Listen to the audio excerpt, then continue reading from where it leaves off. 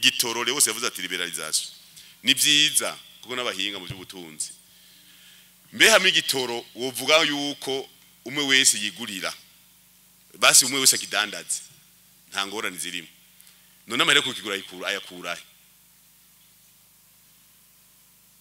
igitoro kugwa marundi yego wewe uri umunyagihugu ufise moto ukigura marundi none ubundi yo kigura yahe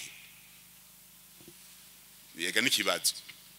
none wewe dufate George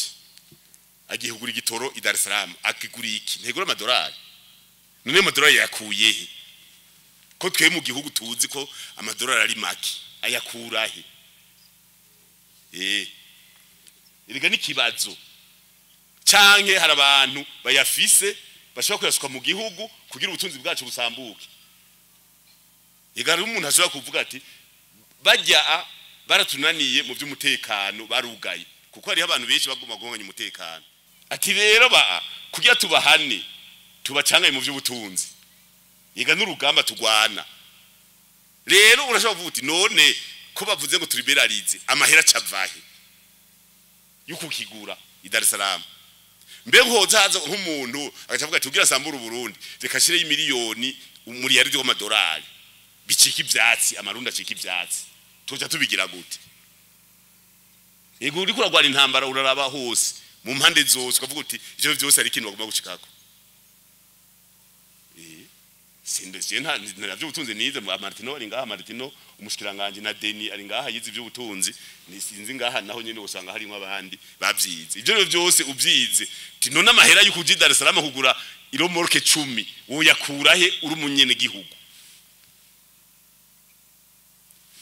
imbere y'amatora hariho umugwiza tunga cyangwa umudandaza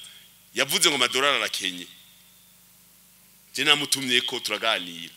wewe ugenda urabwira abantu ngo ni nk'iyi leta ngo amadolari arakenye niho dandaje imyaka ingahe ngo 30 none mu myaka 30 wadandaje winjije amadolari angahe nta na rimwe none yozanwa nande ko wewe wavuze imyaka 30 atana rimwe wazanye urutwa n'umwene gihugu ngaha ibuye afise ibiti bitatu by'ivoka yamuye ibiro 1000 itoni imwe tuzi ko azanye amadolari 1000 mu gihugu amadolari amajana ku giciro cy'ubu na amadolari amajana 50 turavye igiciro mugura ko amavoka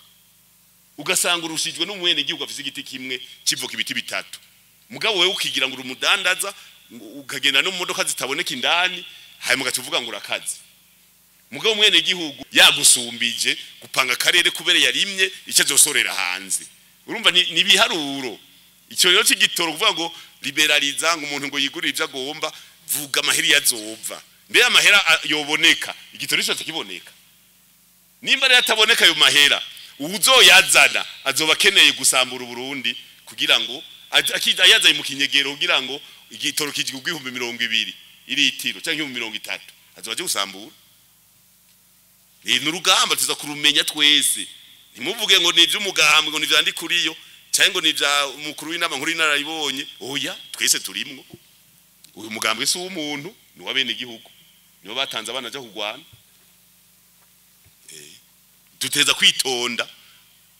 ivyo vy'igitoro rero nta ngorane nibatubwire batamahera yova ngaha George nibazoza kuzana imodoka 10 z'igitoro atubwire ati amadolari nza kukigura i Dar es Salaam nayakuye ngaha turabe